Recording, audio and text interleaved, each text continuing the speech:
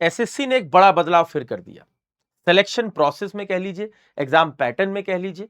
लेकिन इस बात को थोड़ा सिंपल भाषा में समझते हैं। और देखिए, वैसे तो हम आज की डेट में बहुत से एग्जाम्स को देख रहे हैं जिसमें बहुत सी ऐसी तकलीफें होती हैं, लेकिन शायद ये चेंज आपको पसंद आएगा। क्यों, मैं आपको बता देना चाहता हूं। देखिए, अक्सर ऐसा होता आया है कि मान लेते हैं कि आप एसएससी जेई का पेपर देने के लिए गए या एसएससी का कोई एग्जाम देने के लिए गए और उसमें आप क्वालिफाई कर जाते हैं, लेकिन क्वालिफाई करने के बाद भी आपका फाइनल सिलेक्शन नहीं होता। क्यों नहीं होता भाई? मान लेते हैं कि 1500 वैकेंसी आई थी और उस 1500 वैकेंसी में क्वालिफाइंग कैंडिडेट्स 1700 थे। अब एसएससी तो फाइनल डीवी के लिए 1:1 में ही बुलाता है।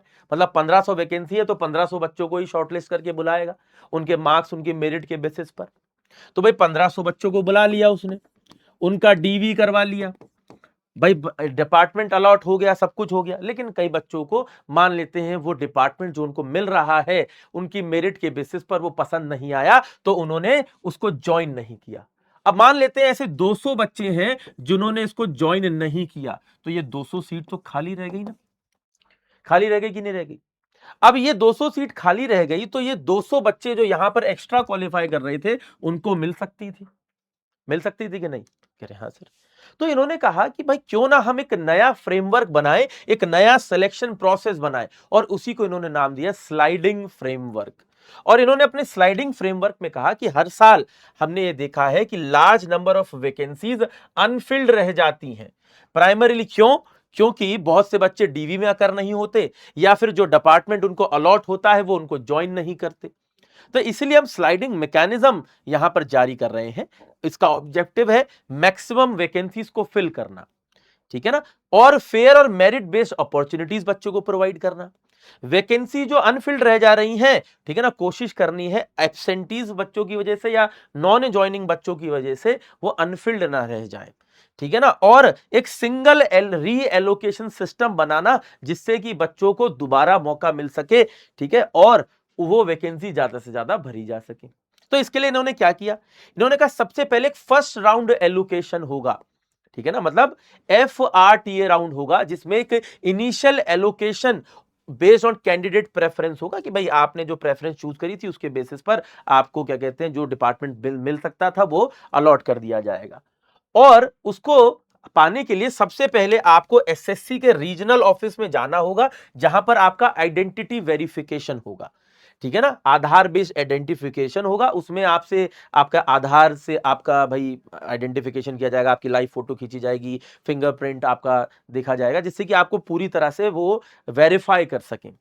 अगर आप उस वेरिफिकेशन प्रोसेस में नहीं जाते हैं, इनका कहना यह है कि अगर आप इस वेरिफिकेशन प्रोसेस में नहीं जाते हैं तो आपको एब्सेंट मान लिया जाएगा और मान लिया जाएगा कि आप इस प्रोसेस से एलिमिनेट हो गए हैं, ठीक है ना, एलिमिनेट हो गए। तो देखिए यहां पर पूरा मॉड्यूल भी इन्होंने अपना रिलीज किया है, तो एलिमिनेट कर देंगे क्योंकि भाई आप ये मान लेंगे कि भाई आप इसके अंदर इच्छुक नहीं थे, जो डिपार्टमेंट आपको मिला या आप एसएससी को जो डिपार्टमेंट आपको मिल रहे हैं आप उसको ज्वाइन नहीं करना चाहते हैं, ठीक है। इससे क्या होगा, जो अदर क्वालिफाइंग कैंडिडेट्स होंगे, ठीक है ना, वो पहचान लेंगे कि भाई क्या कहते हैं यार बहुत से बच्चे ऐसे हैं जो ज्वाइन नहीं करना चाहते हैं, इसीलिए भाई अपना वेरिफिकेशन कराने नहीं आए हैं।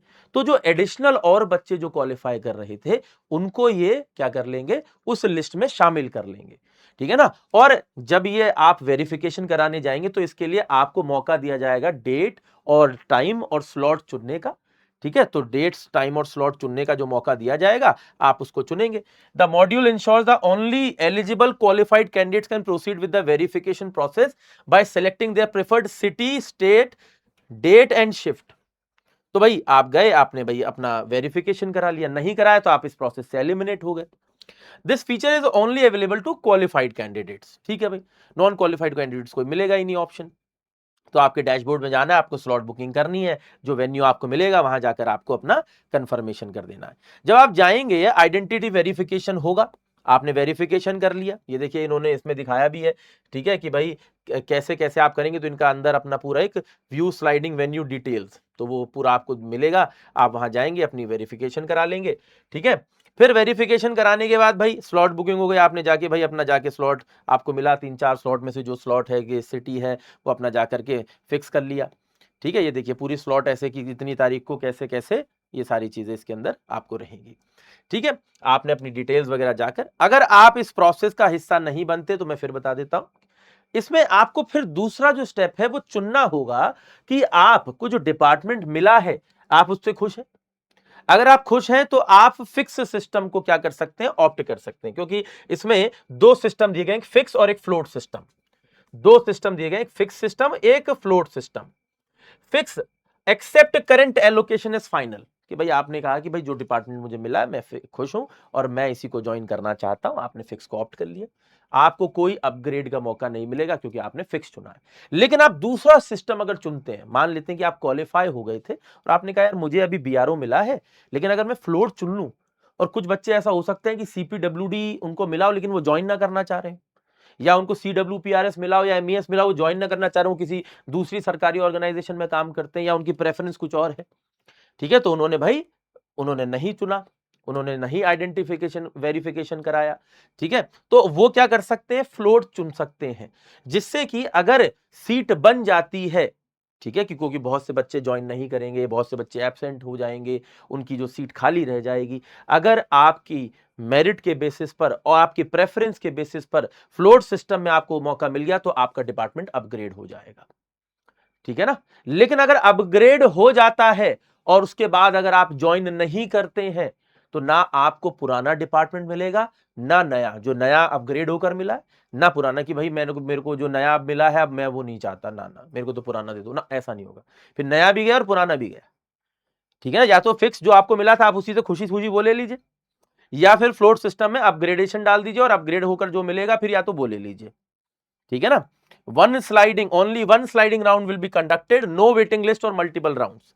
कह रहा vacancy due to identification verification, ठीक है ना, IV absentees will be identified, single sliding round for float candidates will be based on the merit and preference, final result issued will be updated allocation. ठीक है ना, final result in binding of all stakeholders. कह रहा fix system में कोई upgrade नहीं है, float system के अंदर आपको जो अलॉट किया गया अब आपको वो ज्वाइन करना है, अन्यथा ओल्ड और न्यू दोनों चले जाएंगे।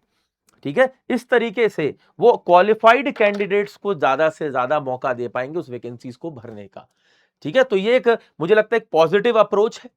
जो क्वालिफाइड कैंडिडेट्स हैं वो ज्यादा से ज्यादा इन सीट्स को एक्वायर कर पाएंगे, क्योंकि पहले क्या होता था कुछ कैंडिडेट ज्यादा भी क्वालिफाई कर जाते थे तब भी वैकेंसी उतनी अवेलेबल ना होने की वजह से उनको नहीं मिल पाती थी। ठीक है, अभी बहुत से बच्चे जो छोड़ भी देते थे उसकी वजह से भी क्या होता था, जो क्वालिफाइड भी हैं और किसी ने सीट भी छोड़ दी तब भी नहीं मिला। लेकिन इससे क्या होगा, जो क्वालिफाइड कैंडिडेट्स हैं, ठीक है ना, उनको भी वो सीट एक्वायर करने का मौका मिलेगा। अच्छा, उसके बाद भी ये सब कुछ होने के बाद भी कि भाई कोई अपग्रेड हो गया, अब उसने कहा मैं तो नई वाली भी नहीं लेना चाह रहा पुरानी, तो फिर वो नेक्स्ट साइकिल में चली जाएगी। ठीक है ना, और जिसने फिक्स कर लिया था उसने भी मान लो लास्ट में छोड़ दिया तो फिर वो नेक्स्ट साइकिल में चली जाएगी। लेकिन ये कि आइडेंटिफिकेशन प्रोसेस में किसी ने नहीं हिस्सा लिया तो भाई जो हिस्सा छूट गया वो उसमें क्वालिफाइड कैंडिडेट को मौका मिल गया, भाई वो अपना मिल गया। किसी ने अपग्रेड करना चाहा तो अपग्रेड भी कर लिया। ठीक है, इससे ज्यादा से ज्यादा वैकेंसीज ये एक्वायर करवा पाएंगे। ये अभी भी आपको लगता है कि इसमें कोई डाउट आपका है तो आप बता सकते हैं कमेंट करके। मैं अगली वीडियो में हो सकता है कि आपको थोड़ा और आसान भाषा में और अच्छी तरीके से बता पाऊं आपके डाउट्स को ध्यान में रखते हुए।